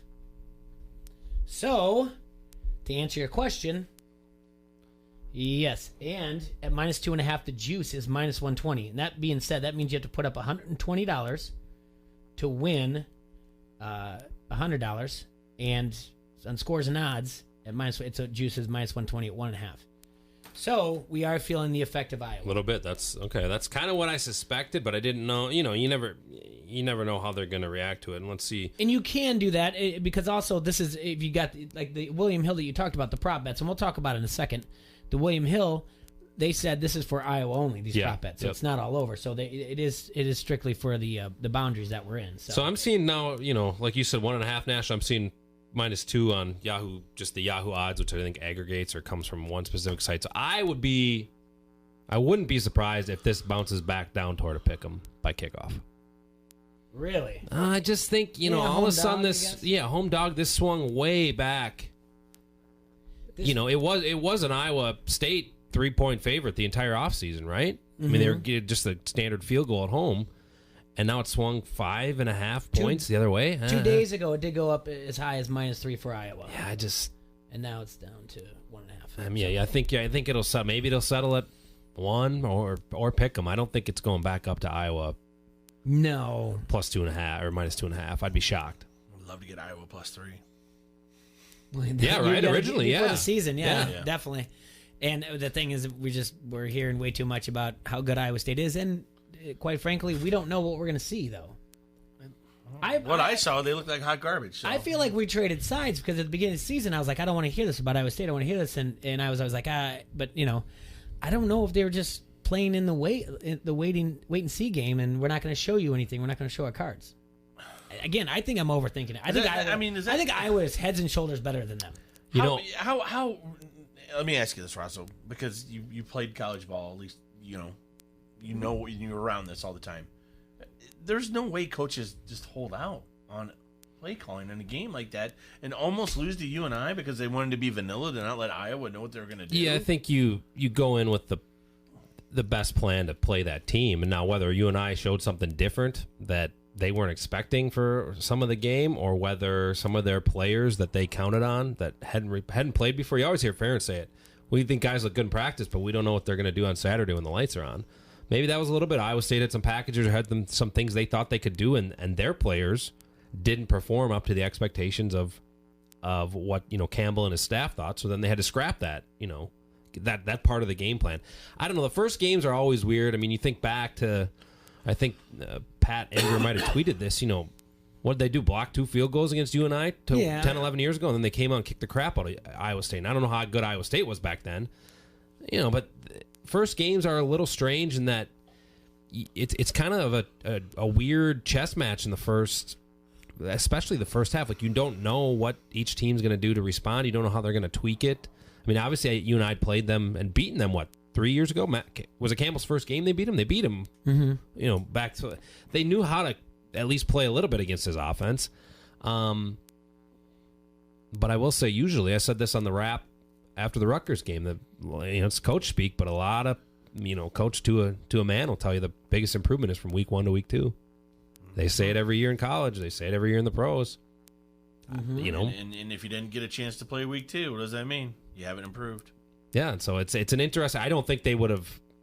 I would think they don't want to buy going into first game. If your bye's in the 5th week and you're playing Iowa in week 6, you probably want the bye. Yeah. Now, if your bye weeks after week 1, you didn't play well. I don't think they welcomed that bye. That being said, they're still at home. You don't have to tell anybody to get amped up for this game. The crowd's going to be bonkers. I don't know. The more I hear, like you're saying, Jay, the more I hear everybody on Iowa, it concerns me a little bit that 3 weeks ago everybody was saying how good Iowa State was going to be this year. Yeah, it's a recency bias, right? Everybody's saying, "Wow, Iowa's looked amazing in 2 weeks. Offense is humming. Defense looked great last week. Iowa State had to escape." It's recency bias, and I think how kind of short and direct Kirk was in the press conference on Tuesday told me there's no doubt in their mind that this is going to be a dogfight, and I think it's probably they think they're the underdog is what I would assume. Okay, I think Iowa thinks they're the underdog. Easer A's is saying on the Harrington's Pub Facebook comment thread, the last Iowa loss in Ames was 9/10/2011, so Campbell hasn't beaten Iowa. But he's played them close, I guess. He lost to UNI, though, is what I was saying. They lost to UNI in one of his first games, I believe, wasn't it? Oh, okay. Yeah, Campbell's never beaten out. They won that triple overtime game, 7 years ago. That's their last win, or maybe even longer than that. I don't know what it was, but that's the Iowa State's last win in the series, I believe. Okay. Or at least the last win in Ames. Yeah. There it is, yeah. There's the triple overtime's been on there. All right, let's take a look at some of these prop bets. All right, before we get into the... You want to take a break and then come back and do that real quick? Why don't we do that? Take a break and then all come right, back and do the prop to. bets. Yeah. Sure. Sorry, you Jay. can give me a sign anytime you want. I know. Well, yeah, just go ahead. Yeah. Let's just make it as unprofessional as we possibly can. No, us? Never. Yes. All right, everybody. We want to remind you that Pints has complimentary Vans Pizza every happy hour. At 5 o'clock, you got 4 larges coming from our friends at Vans Pizza and More. We'll have to get over there today. Monday through Friday, buddy. Wow. Get there while it lasts. They're all so good. And then remember, Sunday Fun Days at Pines, $2.50, 20-ounce domestic drafts, $3 you call it's NFL direct ticket, and live music starts at 6, right when the games are getting over. Rock and roll the rest of the night there. Also, that's all you got to do. We supply the party, you supply the fun. This week we got Jordan Danielson. Next week, Dave Ellis. And then rounding out September, Doug Big Undies Brundies. Get yourself into Pines, 5268 Utica Ridge Road in Davenport. This is Lobo from Lobo Salsa. You're listening to Don't Hassle Us, We're Local. ESPN 1170 AM. This is Merrick Brave from SCW Pro, and you are listening to Don't Hassle Us, We're Local. ESPN 1170 AM. At Crawford Company, we specialize in plumbing, heating, and air conditioning. Sports, on the other hand, Hey, Crawford guy, go long! No, I can't.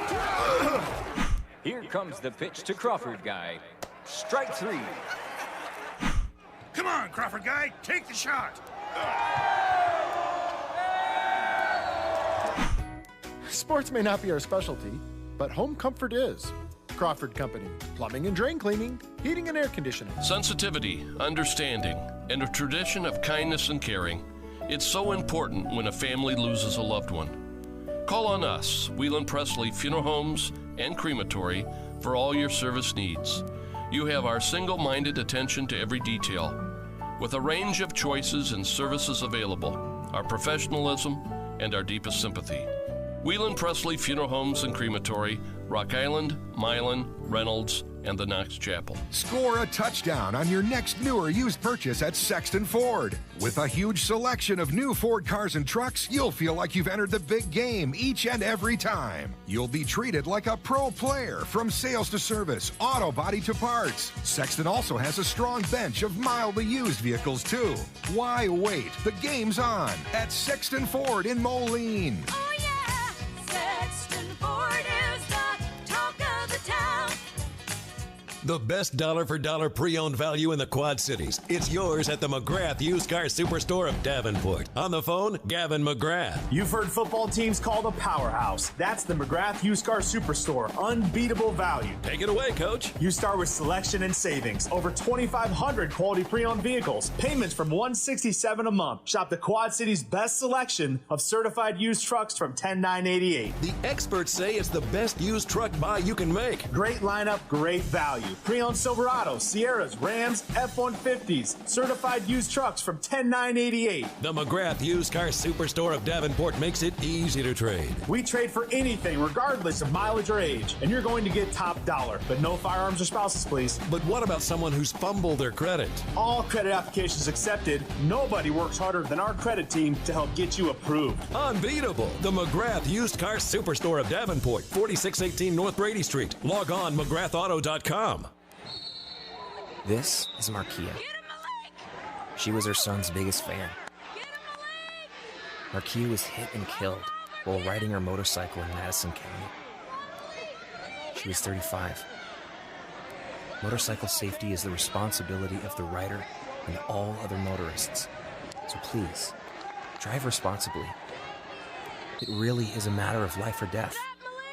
Learn more at lifeordeathillinois.com. There is no off-season. The latest on every sport possible is always heard right here. The Quad City sports leader is ESPN 1170 AM.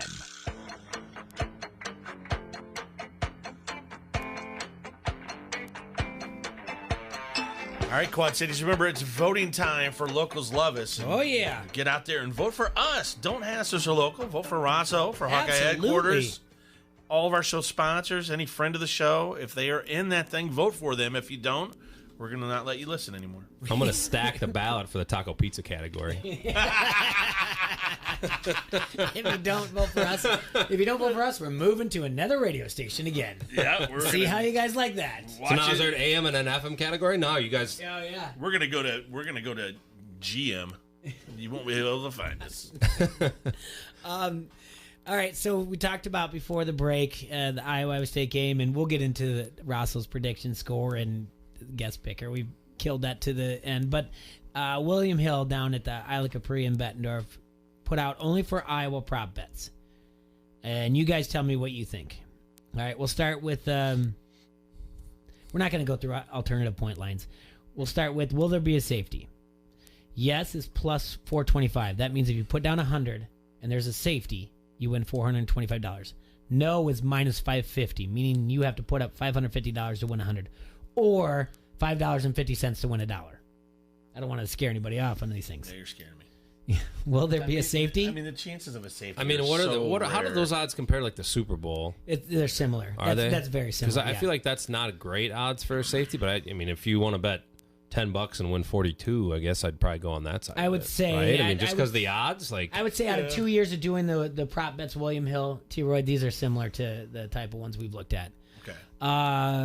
So you can put this bet down at William Hill and Bettendorf. I'll pass on that one. Though. Yeah, maybe would the too. $10. I would definitely side on where you get the money. I'm not going to put up $1,000 to win No. $550 or whatever it is. Yeah. Okay. Will there be a successful 2-point conversion? I'll say no. Boy, that's an interesting one. Yeah, I would say no as well on that. All right. Yes is a plus 300, meaning put up 100 to win 300. And no is minus 360, meaning put up 360 to win, or $36 to win $10. How's that for a no? All right. Will there be an overtime? This one's interesting. This prop bet, the lines for this. Oh, I mean, These two teams came in this season. I mean, 2021. It's even, yeah. They went to overtime with you and I. All right, they came in preseason. All right, let's just think this through rationally, okay? Please, everybody, help me out. It's Rasa. We like reckless speculation. I know. Right? I'll recklessly speculate then. Okay. Anybody on the Iowa State team right now that you think is going to get drafted in the NFL? The safety or the star position, Eisworth. He's the only one. He's the one for sure. He's on Kuiper's big board. He's only a junior. All right. How many players in the Hawkeyes? Well, minimum 4. Yeah. Right. Minimum 4. Okay. There you go. Okay. I was a better team. That's a great point, T-Roy. It really is. That is it. I mean, I'm sorry. All right. Will there be an overtime? Yes is plus 500. I mean, if you put down 100, you win 500. No is minus 700. So the 2-point conversion, there's better odds for that than if there's an overtime. Wow, so overtime's really that unlikely is what they're saying. Like that's right? I mean, I'm saying it's unlikely too. That's a they're saying it's very that's unlikely. better. That's worse odds than the safety, right? Safety's Safety's more likely. There's worse odds than the safety. Wow. Yes. Wow. The safety is minus 550. All right. This one is very big also in the Super Bowl, and I think it hit off the top of my head 3 out of the last 5 years. And that is, will there be 3 unanswered scores? I mean, it could be field goal, touchdown, field goal, safety, field goal. Will there be 3 unanswered scores? And it actually has happened a lot, going all the way back to the Atlanta Falcons versus the Patriots. Yeah. All right, so I think it's 3 out of the last 5 years, if not more. Will there be 3 unanswered scores? Yes, is minus 175. So that's saying I was going to say yes. It's saying more than likely, yes. So I got to put 1750 up to win 10. There you go. Yeah. See that? I'm learning quick. There you go. I mean, I'll probably side on the no on that one. I don't know. I feel like this game's played pretty close to the vest. Am I right? I mean, I don't know. That means there's got to be the thing with that is there has to be turnovers. In my opinion, because I don't think these teams. I don't think one defense is going to give up 3 consecutive scoring drives. But on top of you know what I mean? Turnovers. You look at the Falcons, Patriots. That's why Falcons blew them up because they had a pick 6. They had all that stuff, whatever. Then on the flip side, the Patriots came back and, the Falcons made how many errors to do that? The punter for Iowa, he's legit. I mean, I know the guy from Rutgers, he got robbed, of course. But Iowa can punt them. I mean, they can pin them back. And then they have to punt back, get good field position. They can get 3 scores in a row. It could be 2 field goals and a touchdown. Sandwich it any way you want to or mix it up, So did it happen in the opener? That's the ones because obviously last week Iowa scored, shut them out. So the first one it was 7-3 Miami, Ohio. Then it was 10-7. Then it was 17-7. So that's 2. Did it end up being 24-7 or was it? I think it did. I think it ended up being 24-7 and then Miami, Ohio scored to make it 24-14. So it did happen in the opener. Iowa State and you and I didn't pay enough attention to. So it should be about even money. So it's not quite, right? I mean, they're saying it's more. No is really, plus 155. So if you say no, you can put up $10 T-Roy to win $15.50. There's not going to be 3 scores in a row. I'm still going to stick with no on that one. That'd be the one I'd still. I don't know why. I'm going to say no. This will probably be more to if we come down to our final score, but total field goals made in this game. The over-under set at 3. Field goals made? Total field goals made. Can I bet a push? I mean, you know what I mean? Like, yeah, that's right where I would say, it's not even not 2.5, not 3.5. I mean, the Cyclones, that might be all they get is 3 field goals. Well, then, Iowa's going to kick 1. Duncan's going to kick 1. So last year there were 3. The year before that, they tied at 38, so there was only 2 maybe? Tied at 38 before going to OT. Well, no, then they kicked an OT field goal. So there's been 3 each of the last 2 years. Vegas is Kind of smart. Boy, that's a tough one. I'll say yes. They kicked I'll a ton take of the field over. goals the first couple games. Yeah, I'll go over. Okay. Looking at this, and it doesn't say the over-under. Looking at this, says the over is minus 105, the under is minus 115, which doesn't make sense. The over should be minus 115.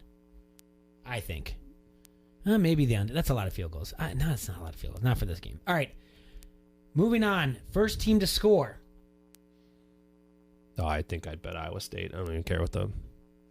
You would bet Iowa State? Nah, it's just juiced up crowd. It's one of those things. You see it all the time. You come Iowa out, receives the ball. gangbusters. Iowa receives the but ball. It's loud. Makes it's it 3 and out. one or two series. 3 and out. It's a 3 and out. They punt it away. Iowa State's got the plays scripted. They go down. They get at least a field goal. You know what I mean? Like it's. Yep. I just feel like at home, rivalry game.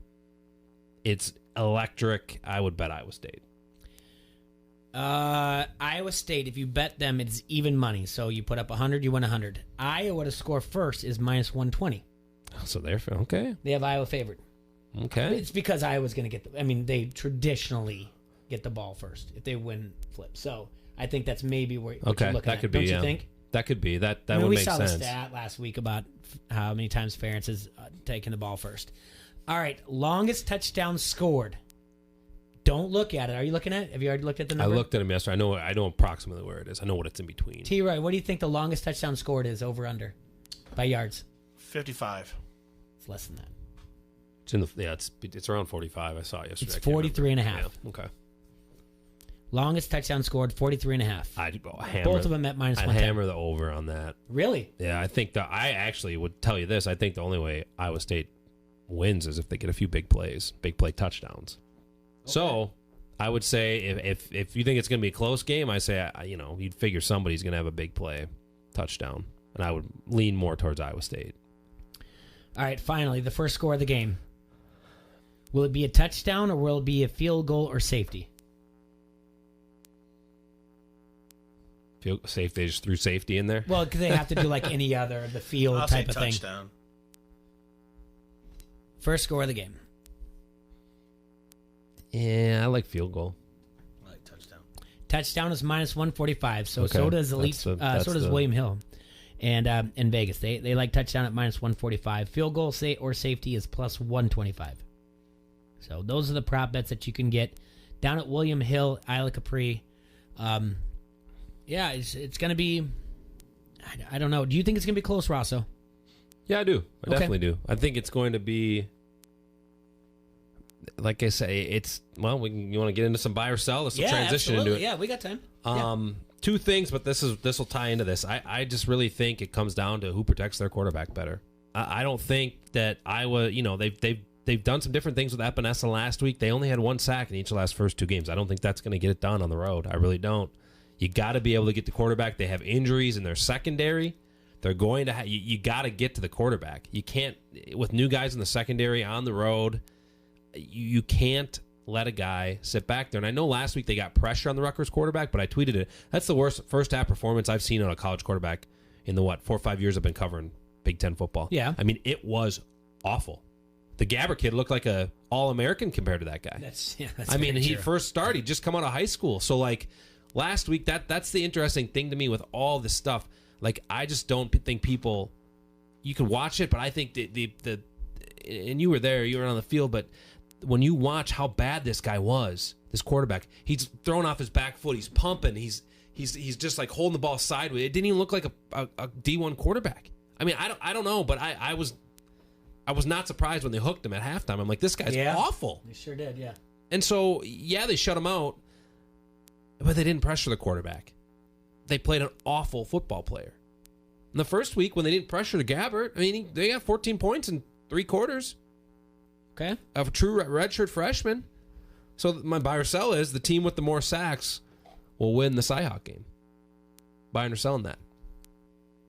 I'll buy it, but I think Iowa gets the sacks. Yeah, I do too. But I mean, I think you have to even go down a little bit deeper, more quarterback, hurries or anything else, and that's what AJ will get in there and do, and then create the turmoil in there for McPurdy. But that's the one thing, and it's 2 weeks ago, and I'm sorry I'm banging this over and over again, but maybe they kept him in the pocket for a reason to keep him safe, but they're just going to let him scramble against Iowa. I don't know what they're going to do with Purdy. Yeah, that's it. He definitely will be the best dual threat they've faced yet this year, right? I mean, you're right on that. Couple stats. I don't know where I'm going here on this. That's why I thought about this on the way over, and I couldn't make a decision. I think it might mean more to Iowa State. Iowa State, since the beginning of last year, they're 5-0 when they have more team sacks than their opponent. They're 4-5 when they're even or worse. Iowa's 7-2, but they're also 4-2 when they're even or worse. So Iowa's still got a winning record when they've been even or worse, including the 2 games this year. Mm-hmm. Iowa State, when they've been even or worse, they have a losing record.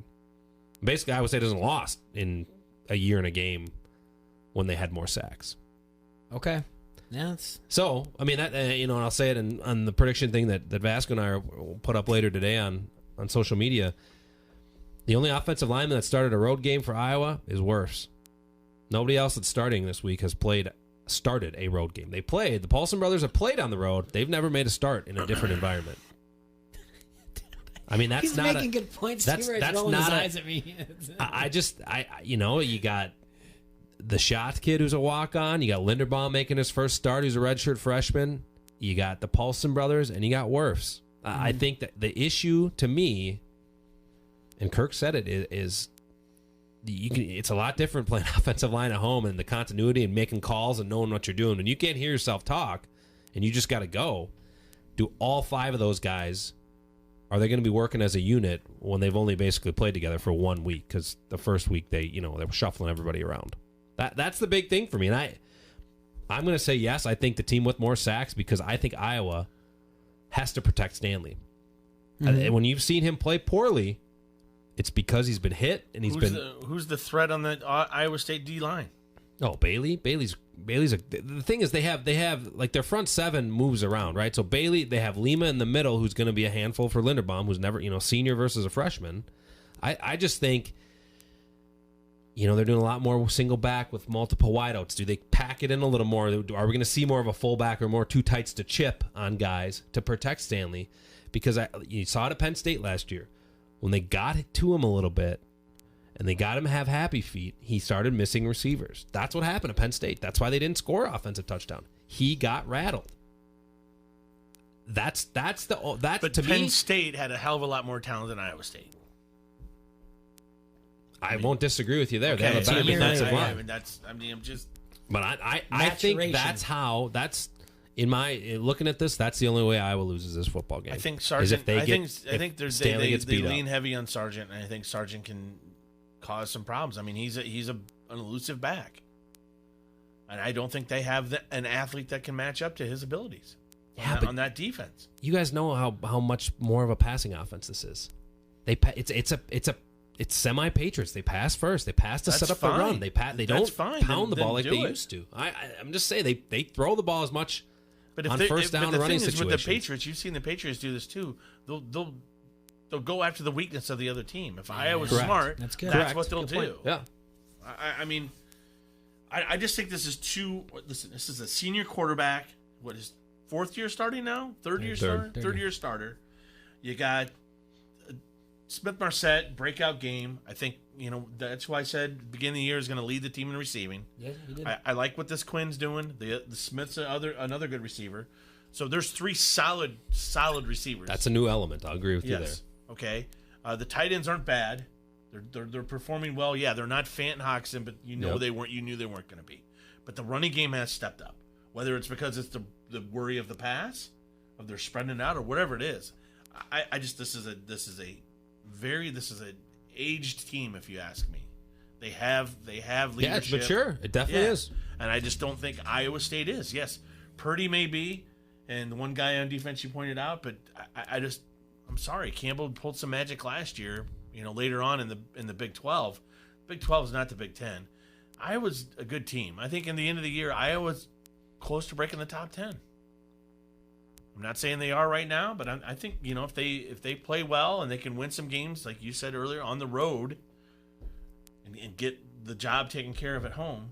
I mean, I'm agreeing with what you're saying. I just think protecting the quarterback is going to be the biggest challenge for Iowa's offense. Do you have another buy or sell? One more, yeah. Okay. And ties into the quarterback. Perfect. Okay. Byron Russell and Nate Stanley leading the Iowa offense. Now, this is just the Iowa offense. I don't know. We don't want to talk about defensive touchdowns, special teams touchdowns, anything. Leading the Iowa offense to 20 points or more on Saturday. All right. I buy that all day. This is the exact one that we came up with Kakert or whatever else. Kakert would say no. He has Iowa only scoring 20. But my buy or sell was him tying or breaking Not long. Stanzi. Is it Stanzi or is it Drew Tate? Tate. Tate. Tate, Okay, yeah. So that'd be 3 touchdowns. But I have him at 3 touchdowns at 21 points. So you say buy. I say buy. I'm buying it. Okay, so Senior- couple stats senior for you. leadership. Couple stats for you. This is you're. What are you gonna do? This 6 is and Nate, 6 on the road. This is Nate Stanley's offensive performances on the road. On the road. 6 and 6.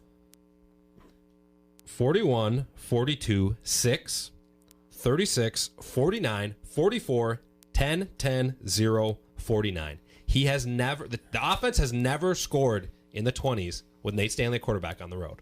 They're either way over or feast way or below. famine, baby. And Penn We're State, gonna feast, baby. Penn State. Yes, they got to 24 last year. Yeah. People want to point that out. It was 2 safeties, a fake field goal to Sam Brinks. There you go. And 2 field goals. They scored 6 offensive points last year at Penn State. It's feast or famine. I've got him with 3 touchdown passes this week. He's gonna have. If he's gonna have 3, he's gonna have 4. Okay, That's what I'm good. saying to I you hope guys. he does. So my thing is though, how can that be? Isn't that an anomaly? Like, how can that be? In 10 road starts, you haven't the average points per game for teams is in the 20s. It always Go is every through year. that again. What was it? I mean, he had some Well, 49s in there. so let's roll with it. I thought he was 6 and 6. His record on the road. He's 5 and 5. Oh, he's 5 This and is 5. 11th Okay. start. Yeah. All right. So 41. points scored, 41, 42. Now, this is with him at quarterback. This doesn't count when they rush for another touchdown against Illinois or whatever it was. You know what I mean? Yeah. 41, 42. So that's Minnesota was 41 because Hawkinson had the fake field goal touchdown. 42 at Indiana, 6 at Penn State, 36 at Purdue, 49 at Nebraska 2 years ago, I believe, because they had the last touchdown was somebody else. 44 at Iowa State, 10 against Michigan State, 10 at Northwestern, 0 at Wisconsin, and the other 49 might be at Illinois last year. Would be the other 49. There you go. I mean, his last time in Iowa State was what?